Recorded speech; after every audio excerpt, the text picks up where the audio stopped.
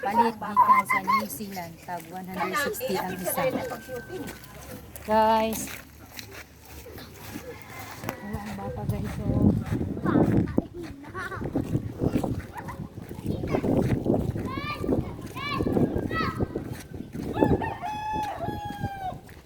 hey guys.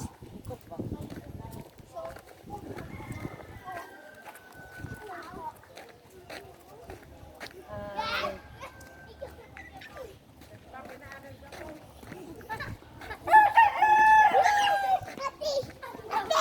Ay, sa bahay.